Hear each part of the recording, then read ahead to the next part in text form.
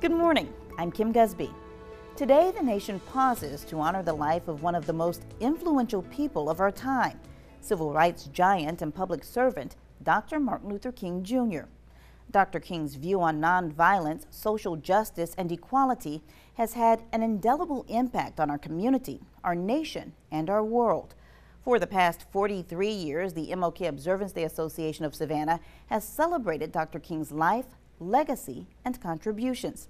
In fact, WSAV was the first local station to bring you the MLK Observance Day Parade live on air. Since that time, we haven't missed a single broadcast. This year is no different. Due to COVID-19, the MLK Observance Day Association has postponed 2022 celebration, but our commitment to honoring Dr. King continues. In order to keep everyone safe, we're doing what we did in 2021, bringing decades of celebrations into one hour-long special. We'll take a look back at some of the most memorable sights and sounds and hear from leaders and community members as they reflect on Dr. King's dream and our ongoing pursuit of it. Dr. Martin Luther King Jr.'s tremendous influence on the civil rights movement was far-reaching, but it was also felt right here at home. Former Savannah Mayor and current State Representative Edna Jackson had the honor of hearing Dr. King recite his famous "I Have a Dream" speech while attending the March on Washington back in 1963. We are not afraid. I've never seen anything like that in all of my life. The people, the diversity of the people that were there. Here in Savannah, we started the movement in March of 1960. And we were more about changing what was happening here in our city. And we never thought that the march would be as large as it was in '63. So, and being a young person, we were fighting because of what we believed in, you know, the equality for all people, not just necessarily African American people, but for all people. We don't need our young people feeling that there is no hope, because we came up in an era where we felt like there was no hope. But look where we have come over those 50 years. So our young people need to know that they may be young, but they need to rise up as well to say, we want some jobs. And it hasn't changed. It has not changed all over this country. The only thing that we can do as a people, and I'm not talking about as African Americans, all people, is to reach out to each other and to try and correct the ills that are still out there in the community and to get to know each other. There are so many people in my time that were a part of affecting change here in this community. They did it because it was the right thing to do and not for the glory. It was not about, and Clifford Hardwick is one that did it for the right reasons. It was not about the I, that I had to be the leader. I did this, but it was about the we, what we were able to accomplish. I have a dream. What were you feeling? What did you take away from that speech? Chills. It gave us a ray of new hope, that what we were doing was the right thing to do, that no matter what was the color of your skin, that you should be out here fighting for equal rights for all people, for jobs. It was not just about sitting at lunch counters. It was not just about public accommodations or living in hotels. It was about working in those places, being a part, being management in those places, running those businesses, corporations. That's what it was about. And that speech set the tone to keep us moving even until this day. "I Have a Dream" remains one of history's greatest speeches. But before Dr. King delivered it at the March on Washington in August of 1963, he tested it out at several places across the coastal empire and Lowcountry, including Dorchester Academy in Midway. It was a sanctuary for Dr. King and others who were looking for peace, not just for themselves, but for an entire nation. The historic site in Liberty County hosted Dr. King's planning meetings for the 1963 March on Birmingham, Alabama. Those are the days State Representative Al Williams won't soon forget. As a boy, it was at Dorchester where he met Dr. King, a brief encounter that had a lasting impression on his life. Here, we used to come and meet. The night Dr. King walked in and did a little bit of the I Have a Dream, we were right here, and I was seated like right here. And we were in a semicircle, and we were all discussing different issues, and Dr. King came in through that door and walked. It's absolutely amazing how I can feel his presence. He walked across that stage and came down those steps, and we were all mesmerized by his presence, and he insisted, no, you all continue, but who could continue? Wow, I get goosebumps every time I hear that story, but that's not the only one. The Low Country also has a connection to Dr. King. He and other luminaries of the civil rights movement met with the Southern Christian Leadership Conference at the historic Penn Center on St. Helena Island several times between 1964 and 1967. It's where Dr. King composed some of his speeches, including I Have a Dream, which he wrote while staying in the Hastings Gant Cottage, where it said he often retreated. In December of 1967, Dr. King held his fifth and final meeting with the SCLC at Penn Center. 4 months later, on April 4, 1968, he was assassinated in Memphis, Tennessee. The center still houses several mementos and items of Dr. King's, including his official obituary. This year, we celebrate what would have been the 93rd birthday of the Reverend Dr. Martin Luther King Jr. What a year it has been. From a pandemic that continues to plague us, to political animosity that is unprecedented, to environmental challenges that we have never faced before. I think that if Dr. King were alive, he would remind us that we may have all come on different ships, but we're in the same boat now. The answers to our issues, our problems, our challenges lie within the collective we, our ability to work together, to serve together, to succeed together. Because, beloved, we are all in the same boat now. It is not them or they, it is us and we. If our boat sinks, everyone on it sinks. While I am too disappointed that we did not have an MLK parade this year, that does not mean that we cannot seek opportunities to engage in meaningful community service activities that will make a difference in someone's life. Take your young people, teach them about unpaid community service. More importantly, serve with them. After all, that is what King Day is all about. A day on, not a day off. God bless and happy King Day.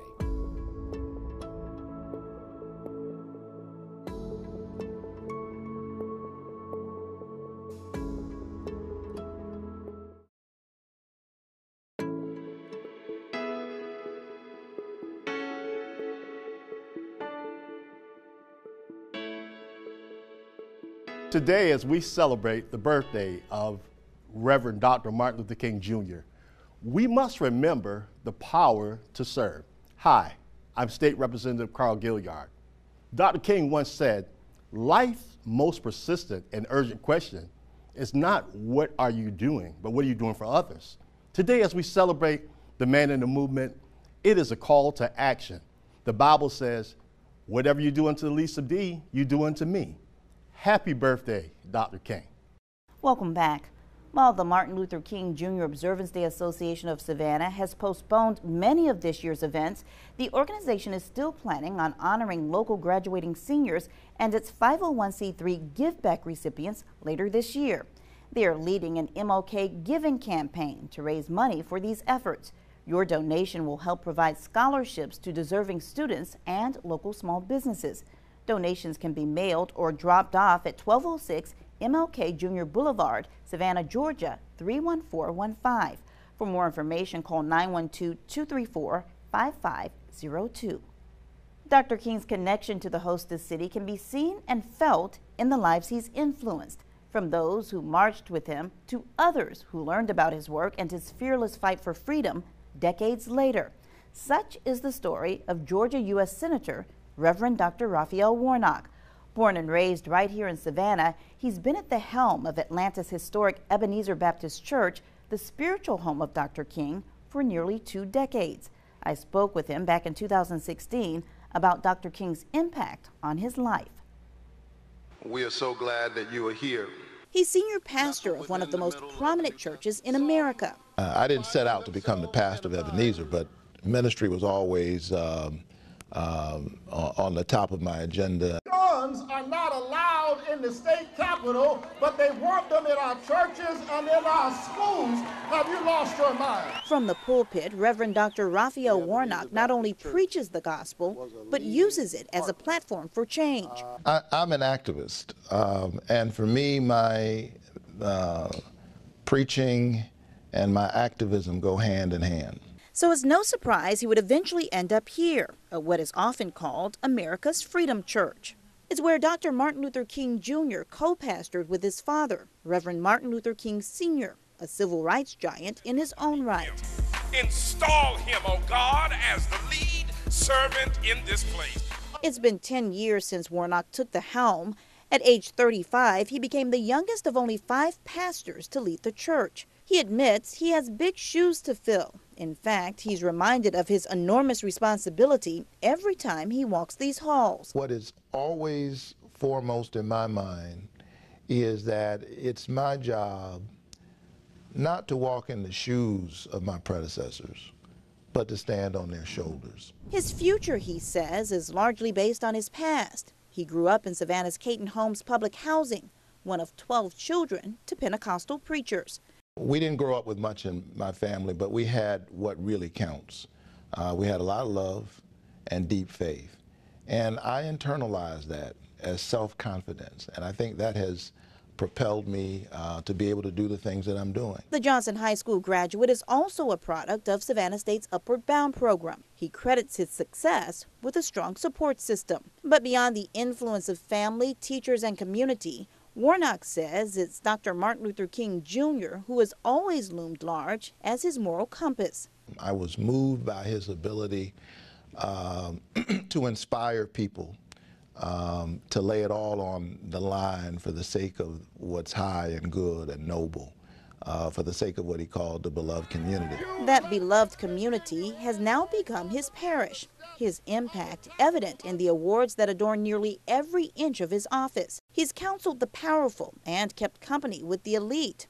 At the request of President Obama, he even delivered the closing prayer at the 2013 inaugural prayer service. His book, The Divided Mind of the Black Church, Theology, Piety, and Public Witness, is being taught in seminaries across the country, including Yale University.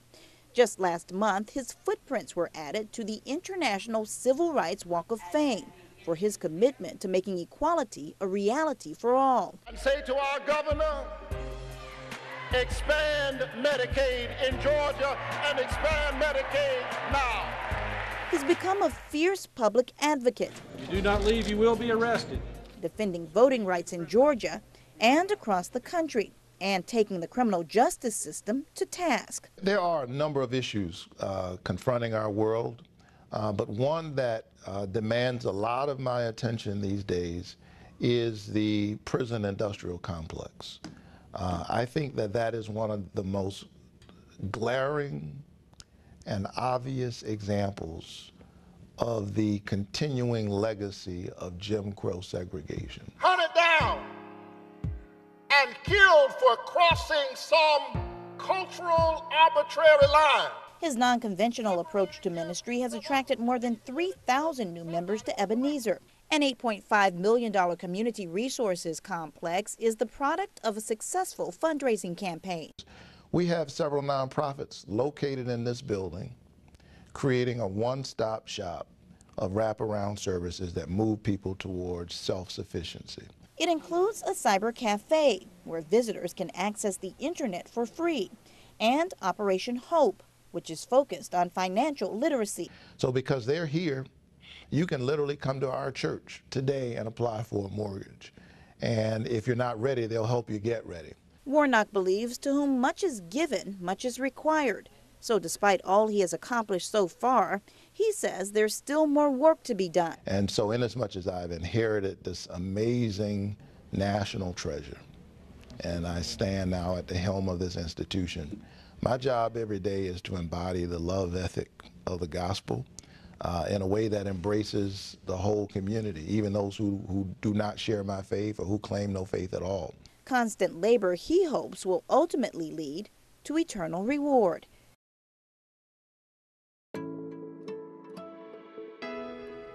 Dr. Martin Luther King once wrote, "An individual has not started living until he can rise above the narrow confines of his individualistic concerns to the broader concerns of all humanity."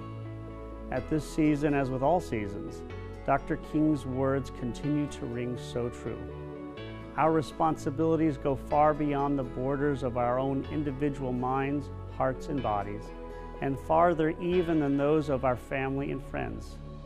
It is only when we open our eyes to the struggles of those around us, those outside our usual spheres of influence, and act to relieve these struggles that we can hope to find righteousness. As the great scientist and activist Albert Einstein added, "Only a life lived for others is a life worthwhile."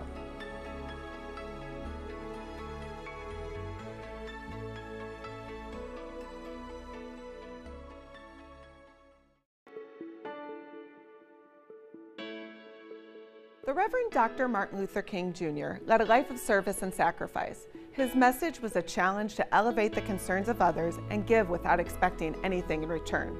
He said life's most persistent and urgent question is, what are you doing for others? Each day, I have the privilege to work with volunteers who willingly answer this question as they tirelessly advocate for our community's more than 350 children in foster care, shining a light into some very dark moments. To honor Dr. King's legacy today, I invite you to join us in answering his question, what are you doing for others? Together, we can follow his example and shine light into our community. Welcome back. The United States celebrated the first official Martin Luther King Day, which is the only federal holiday commemorating an African American, on Monday, January 20th, 1986, 3 years after it was signed into law.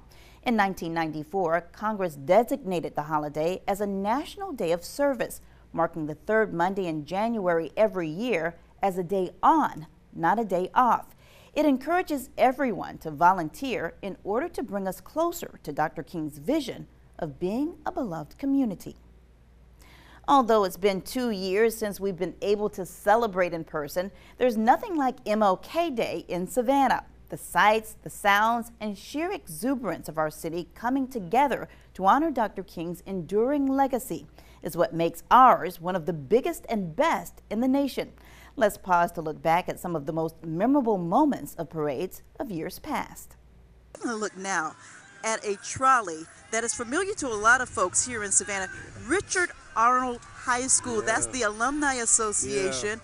Of course, they are the mighty Soaring Eagles. They have on their float 1958 until 1986. I remember when Richard Arnold High School was a force to be reckoned with. It was. It started out as a commercial high school. I don't think a lot of people remember that, but it was a place where people could go and learn skills that they could apply to the job force without going to college.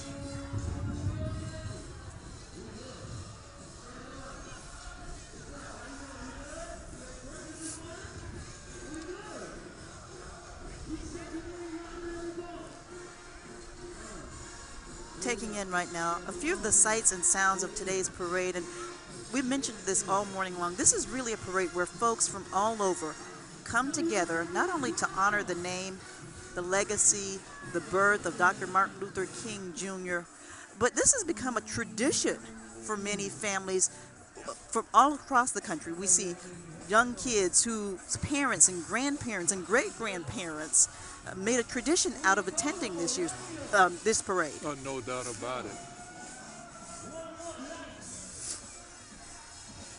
This parade and the Savannah Homecoming, the Savannah State University Homecoming Parade are two events that people look forward to each year, as well as everybody comes to the St. Patrick's Day Parade and the Veterans Day Parade. But this is something that is a new tradition in Savannah. Well, not so new, but a recent tradition. For folks who may not know, we're here in the parking lot of the Ralph Mark Gilbert Civil Rights Museum right here on MLK Jr. Boulevard. To the north of us is the Earl T. Shinholster overpass, and just down the street, Connors Temple Baptist Church, where it all started. Former Savannah Mayor Dr. Otis Johnson here with us, as you have been for the past, how many years is this now? This is the third year. This is your third year with us. Of course, many people took this seat. We can't go on with this parade without mentioning several of them. Reverend Benny R. Mitchell, Sage Brown. Right. We've even had George Shinholster sit in to fill in the position at this chair. Folks who lived through the civil rights movement here in Savannah, who personally knew Dr. King, and there are so many people whose names we haven't been able to call who were involved in the struggle. That is the unsung heroes that we talk about, those nameless and faceless people who Dr. King wouldn't have been successful without, because you had to have demonstrators. You know, he could lead the march, but you had to have people in the march, and they're the ones that really we have to continue to lift up as those unsung heroes. Now we see and sheroes. And sheroes. You're right about that. And sheroes. We're taking a look at the J.C. Lewis Primary Health Care Center trolley, but right behind them, we see a big trophy being carried by the Frank Callan Boys and Girls Club. These are young people, and I see Michael Hamilton there in front of some of the young people. This is an organization that's been around in our community for quite some time. Oh, a long time, and they have produced young men, and now that they're the Boys and Girls Club, they're producing outstanding young men and women. They do a tremendous job.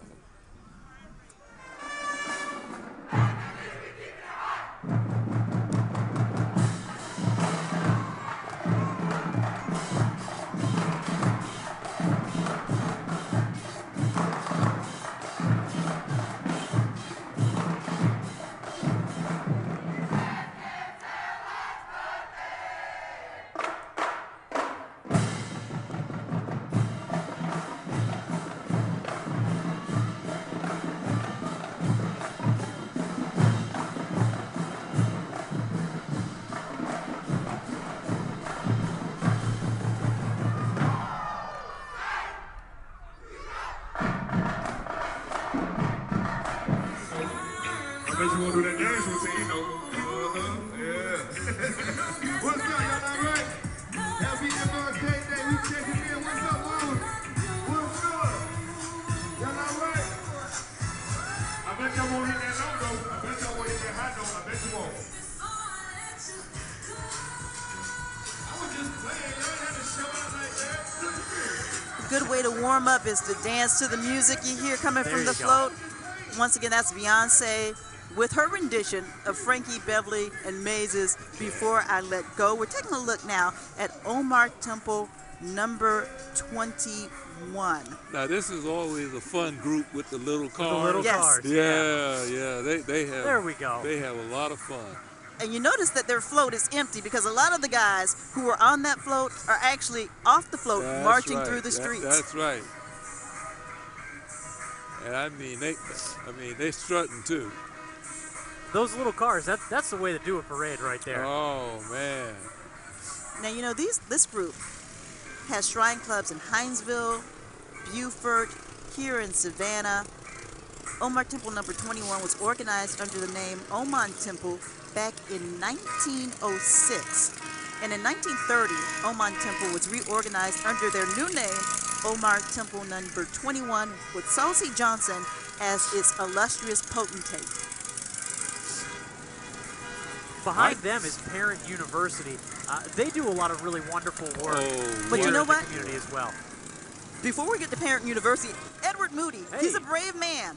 He's a Is he brave in man. He's in one of the cars. He squished himself inside of this tiny car. Hey, I mean, you know, you see a little car, you gotta jump in. At this time each year, we reflect and we remember Reverend Dr. Martin Luther King Jr. as an icon for democracy and a pivotal figure in the civil rights and social justice movements. As we celebrate this important observance, we reflect on his work, his philosophy of nonviolence, and his legacy of leadership. We must carry on the work he started and recommit to ensuring that dignity, access, fair treatment, and human rights for all are not just ideals, but realities. As our community and nation continue to navigate a pandemic, very difficult economic conditions, and several other challenges, we must also remember the challenge Dr. King gave us all, that we each do our part to make our community a better community and America a better nation. Happy Dr. Martin Luther King Jr. Day.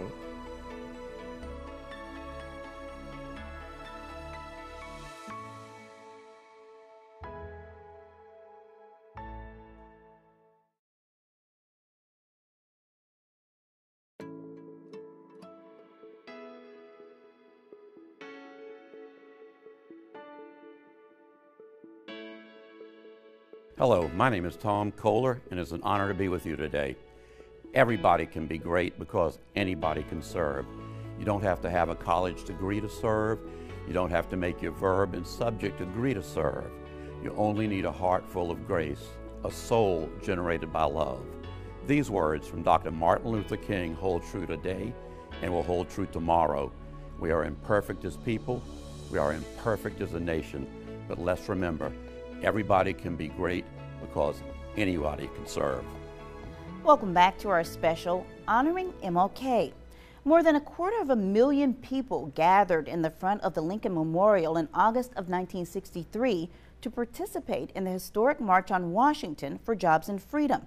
It was a massive event, 20 years in the making, that drew attention to the challenges and inequalities faced by African Americans in this country. Savannah's Richard Shinholster was there. He shared his experience with us back in 2013 on the historic march's 50th anniversary. The year was 1963. More than 250,000 people marched toward the Lincoln Memorial to rally for jobs and justice. It was my first experience with a large-scale movement. Richard Shinholster was one of them. I had finished my sophomore year at Savannah State University. We had just gone through a lot of demonstrations and protests. Bobby Hill, James Brown, Carolyn Quillen, those persons just led a successful protest movement at Savannah State, the first of its kind. So we had there was a taste there of empowerment, that we could have a voice. And then we began to hear about the March on Washington. It was a movement of the masses. At the center, a charismatic preacher, Dr. Martin Luther King Jr., delivering a passionate speech, one of hope for a better society. Will one day live in a nation where they will not be judged by the color of their skin, but by the content of their character. I have a dream today. The last speech of the day was Dr. King. And when he began to speak, the whole demeanor of that crowd, that awesome crowd, changed. It was silent. The people were listening. And as he talked about the dream, I think there was a sense of inspiring people that we could have better, that there would be better. It was a dream shared by many, but one that didn't happen overnight. Savannah's streets had been stirring since 1960, and by 1963, unrest was bubbling over. Yes, this was the year, of course, that the Savannah High School as well as Groves High School was integrated. The year that Armstrong was integrated. Our former mayor, Otis Johnson, became the first student to attend Armstrong. There were marches along Martin Luther King Boulevard nightly marches to the jail because so many of our friends and colleagues had been jailed. So in Savannah, there was this sense that we too want freedom. Martin Luther King Jr., I'd heard him speak once before, said that Savannah was the most integrated city in the South. And while that was a good statement, we felt that there were still colored-only signs in places, white-only signs in places. We could not eat at the lunch counters. Tybee was very segregated at that time, so there were wait-ins. The churches, this was the time when we decided, too, that the churches, which people said was the most segregated time in Savannah, was 11 o'clock on Sunday morning. That had to change. So in Savannah, there was just this wave of change going on. That change ultimately resulted in the Civil Rights Act of 1964. Despite progress, Shinholster says 50 years later, the focus of the fight for justice remains the same. That dream is multifaceted. And while we look basically at the social aspects of that dream, one of the driving and determining factors of that dream is the economic component of that dream. Until people, more people, and especially people of color, can participate, can sit at the table of economic prosperity, the dream can't be realized. Hi, I'm former Mayor Otis Johnson. As we get ready to celebrate the birthday of the Reverend Dr. Martin Luther King Jr., I would like to mention two things that he would want us to do if he were still alive. Number one, get vaccinated against the COVID-19 virus. Number two, make sure you are a registered voter. Dr. King would want you to be healthy and a good citizen. Happy MLK Day.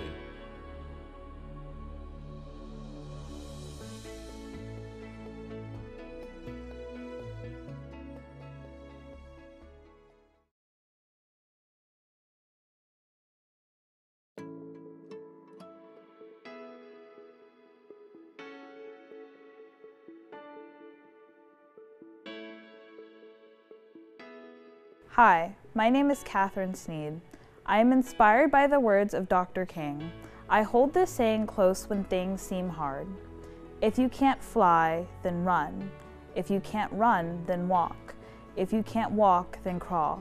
But whatever you do, you have to keep moving forward. Dr. King referred to Savannah as one of the most desegregated cities in the Deep South, but that doesn't mean it was absent from the fight for civil rights. As a matter of fact, as we've shared throughout this broadcast, Dr. King spent a lot of time in the hostess city, the Coastal Empire, and the Low Country. He visited Savannah 3 times in 1964. He was also scheduled to speak 2 weeks before he was assassinated in 1968, but the trip was canceled because of bad weather. Did you know that the lone survivor of Savannah's original 9 African-American police officers, retired Lieutenant John White, served as Dr. King's bodyguard? Here's what he had to say back in 2007. That particular night he was supposed to speak at Grayson Stadium, and they had agents all over there, and it rained so hard we came back and went over to St. Paul Church on Bonnet on 32nd Street. And then 3 weeks later, he was killed. It's been nearly 54 years since that fateful day. Today, we honor the life Dr. King lived and the fight and sacrifices he made to make our world a better place. New Year offers us opportunity to consider much. Have we ventured too far from our nation's ideals to ever achieve its goals? Have we stolen too much, brutalized too many, misinformed too deeply to ever accomplish the ideals of the American experiment? Are we so nostalgic about the words of Dr. King that we quietly allow the world of Dr. King to reemerge? Beloved, this year, as we remember the life of the Reverend Dr. Martin Luther King Jr., my prayer is that we not silently sit by and throw away that for which he gave his life, and simultaneously eject those very foundational principles in which his ultimate sacrifice was rooted. This year, let our remembrance of this prophet compel us to cry out for voting freedoms, to march for equity, and to give up our seats of complacency and barter for stances towards change. Dr. King reminds us it is not enough to say we must not wage war. It is necessary to love peace and sacrifice for it. Let this, therefore, not just be a day, but a dawn.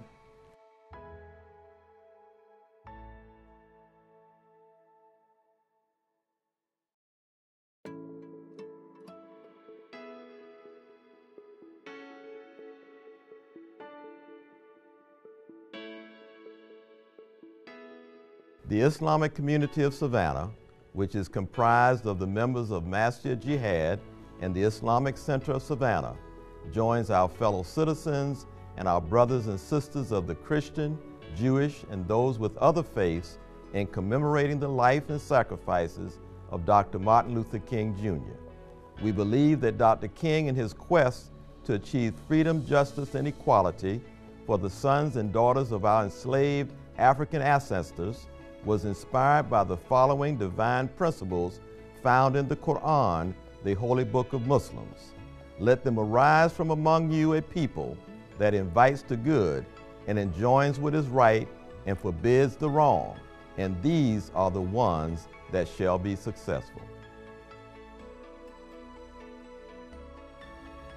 Welcome back. Because of the pandemic, this year we don't have a local theme for our King Day celebration, but back in 2012, Wendy Powell penned this one, A Dream from the Past, a Mission for the Future. Let's take a look back at some of the highlights from that parade. A waving Mrs. SSU 2012. There she is. I went to her coronation. Beautiful. She's smart. Sure did, yeah. She's in just the total package. Now, taking a look just a few seconds ago at the Joy 100 float, their sponsors, one of the many sponsors in this parade. There they go. They're waving. There's Jay Chris. I want to jump back to the different programs and efforts that are being sponsored locally to raise money for scholarships. I'd like to encourage everybody who's out today to visit, our sororities, our social groups, and to partake of their products to raise money so that we can educate our own students. That's right. Important. And there's another trolley there. That's the historic Nicholsonborough Baptist Church that we see here, and that's located in Pinpoint, Georgia. That's exactly right. Nicholson Baptist Church, very historic and profound church. And the old sanctuary still stands. I did a piece on Nicholsonborough a while back, and so much history. Yes. So much history in that church. Yes. I'm so overwhelmed by the accomplishment of our young folk. Sometimes I sit back and I look at them and I'm just in awe, because I believe our future is just so much brighter than we're led to believe. That's right, and we're taking a look at that future right now. 11 Arms of Savannah Daycare. And there's the drum line. And they're breaking it down, Tracy. Here, Armstrong Atlantic State University honors the legacy of Dr. Martin Luther King, Jr.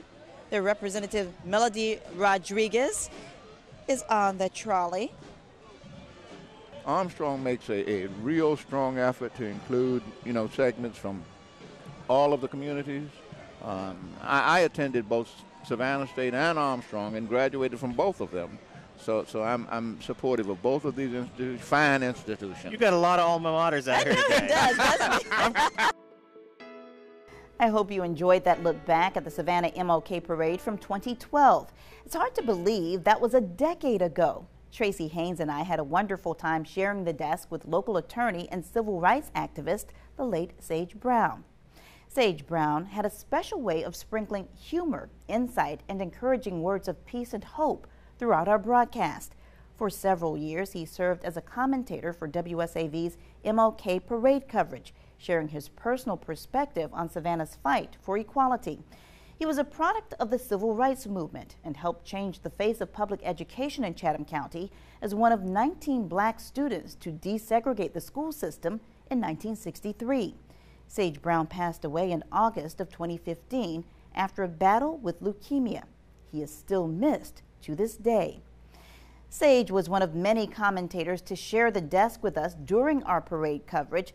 Others included civil rights activist George Shinholster, who worked alongside Dr. Martin Luther King Jr., and his brother Richard, who has for several years served as the first vice president of the Savannah chapter of the NAACP.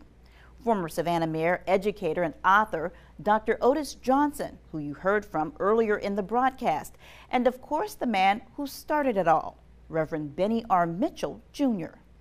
Savannah's MLK Observance Day Association has operated continuously since 1985. Born out of Connors Temple Baptist Church at the corner of MLK Boulevard and Gwinnett Street, the late Reverend Benny R. Mitchell, along with a group of women at the church, started the organization as a way to pay tribute to Dr. King's life's work. It has since grown into a grand commemoration that spans several months through multiple events like the Business and Community Unity Brunch, Citywide Memorial Worship Service, Huxley Scott Jazz Concert, Gospel Festival Memorial Scholarship Award, and the MLK Freedom Dinner Gala. Stay with us. We'll be right back.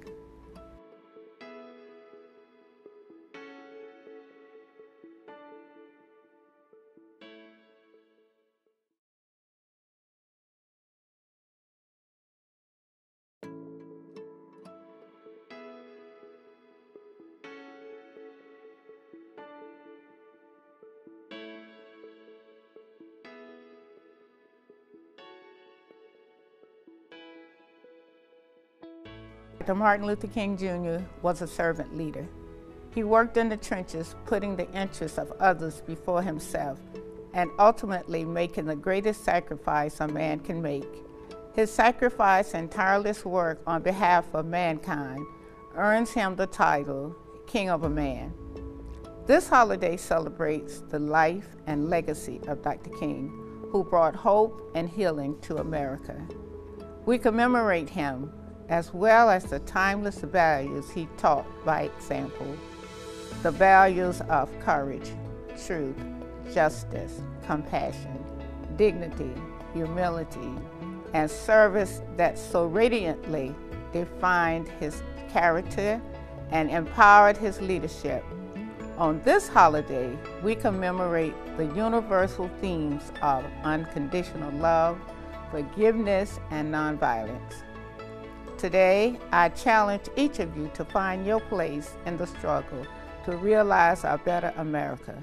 Let today ignite a new commitment to do the work in creating a better beloved community, to honor the work of this King of a Man, Dr. Martin Luther King Jr. From Dr. King's birthplace of Atlanta, Georgia, to the nation's capital and right here at home, Americans of all walks of life and backgrounds are honoring his legacy today.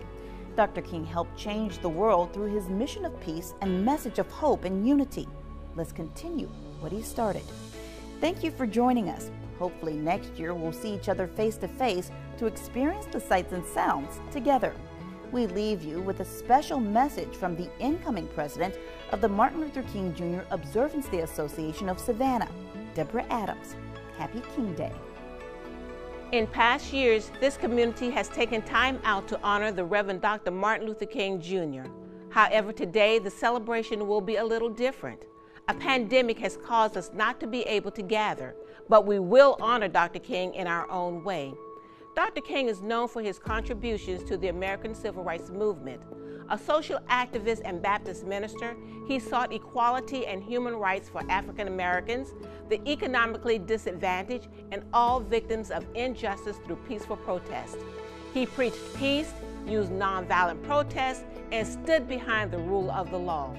While Dr. King was a powerful force, he was also a gentle soul who encouraged every American to open their hearts to be an integrated interracial society.